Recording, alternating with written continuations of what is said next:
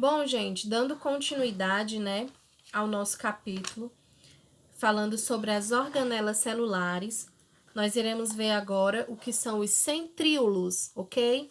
Abram a apostila de vocês na página 63 e acompanhem comigo. Os centríolos são microtúbulos que formam feixes curtos localizados no citoplasma das células eucarióticas. São feixes curtos, tá? Microtubos que formam feixes curtos que são localizados no citoplasma da célula eucarionte. Não existe em procariontes, tá? Nem nas plantas superiores. São constituídos por 2 cilindros de 9 trincas de microtúbulos ligados entre si. Como a gente pode observar aqui, a imagenzinha que a gente tem na página 63, tá? Da representação dos centríolos. Nas células, normalmente, se encontram 2 centríolos que se dispõem perpendicularmente. A função desses centríolos está relacionada ao processo de divisão celular e da formação de cílios e flagelos, tá? Então, a função desses centríolos é o processo da divisão celular e a formação dos cílios e dos flagelos. Mas o que são esses cílios e esses flagelos, gente?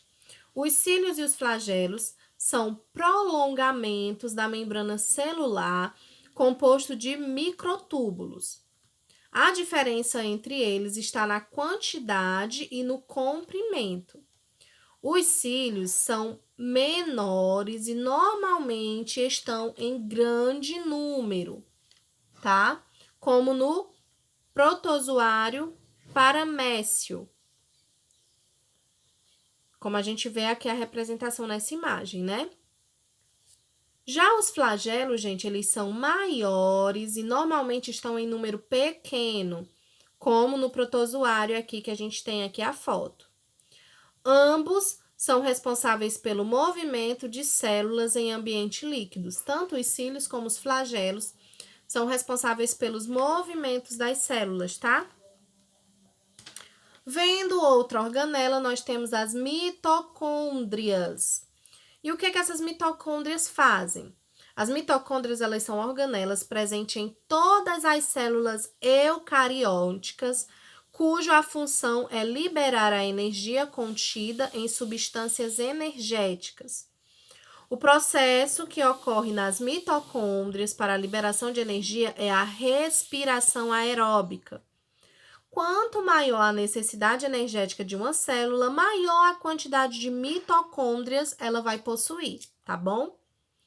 O formato mais comum das mitocôndrias é o de bastonete. Trata-se de uma organela com uma dupla membrana lipoproteica. A membrana externa é lisa e a interna é cheia de dobras, compondo as cristas mitocondriais, nas quais estão as enzimas respiratórias. Além disso, internamente há uma matriz líquida com ribossomos e DNA.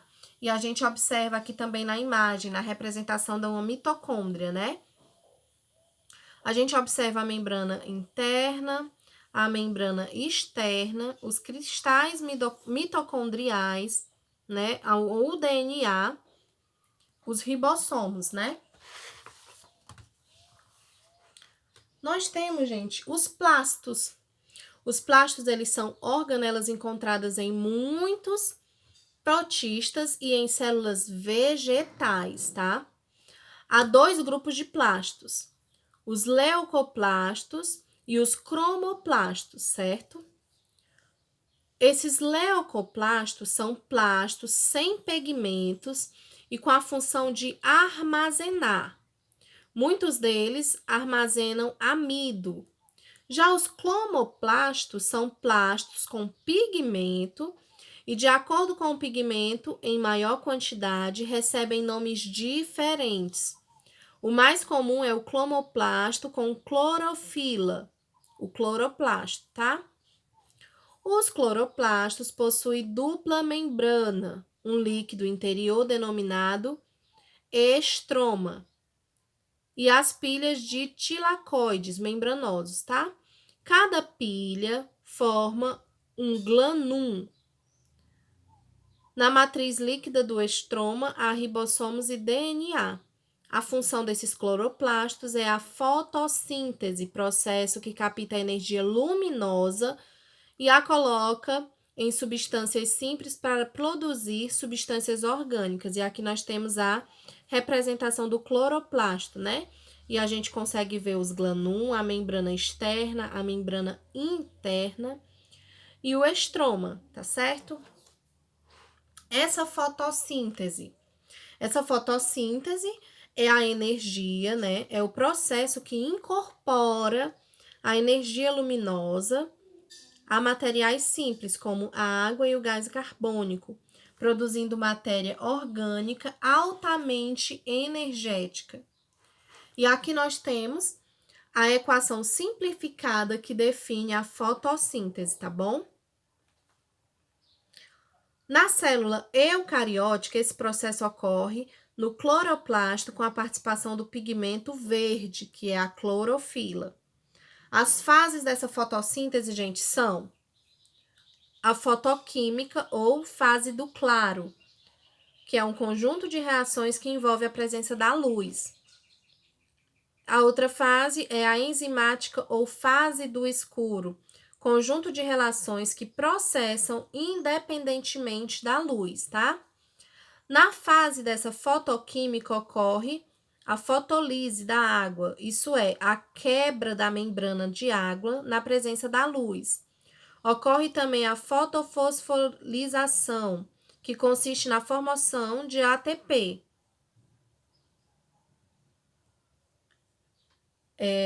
Que a ATP, como a gente já estudou, né? É o trisfosfato de adenosina a partir de ADP, que é o difosfato de adenosina, mais P, que é o fosfato, com a energia da luz. Esse ATP será usado depois na fase escura para formar a glicose, tá bom? Página 65, gente. Energia para a vida. Os seres vivos precisam de energia para viver. E essa energia normalmente é retirada da glicose nos processos como a respiração aeróbia e a fermentação, tá? Como esses processos envolvem muitas reações em cadeia e a necessidade de energia é imediata, há uma molécula que carrega energia para a liberação praticamente instantânea e o trisfosfato de adenosina, ATP. Esse ATP armazena energia proveniente da respiração ou da fermentação e a disponibiliza para a célula por meio de uma rápida reação, na qual perde uma ligação energética e forma disfosfato de adenosina mais o potássio. E a gente vê aqui a equaçãozinha. Para recarregar o ATP, a célula retira energia da respiração ou da fermentação e a incorpora ao ADP, mais o fosfato, que temos aqui também a equação. Essa respiração aeróbia ocorre em todas as células que têm mitocôndria e necessita de gás e oxigênio. Na respiração aeróbia, a glicose ela libera energia suficiente para formar 38 ATP, tá bom? E essa fermentação? A fermentação ela não há necessidade do gás oxigênio, mas o rendimento energético é bem menor, apenas 2 ATP. Conforme o organismo, há várias fermentações diferentes, entre elas a fermentação alcoólica e a fermentação lática. Essa fermentação alcoólica, ela ocorre em algumas espécies de fungos e de bactérias. Não necessita de gás oxigênio e produz álcool etílico.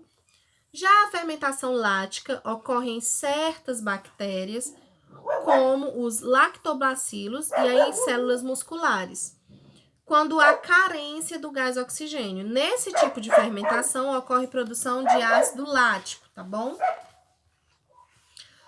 Terminada a nossa explicação, a tia pede que vocês façam esse desafio que tem na página 68. Vocês vão ler, identificar e responder essas duas letrinhas, letra A e letra B, tá bom? Estejam respondendo, enviando para a tia, que a tia vai corrigir na nossa próxima aula e dar início ao capítulo 5, onde nós vamos falar do núcleo e da divisão celular, tá bom? Então, um grande beijo para vocês e bons estudos!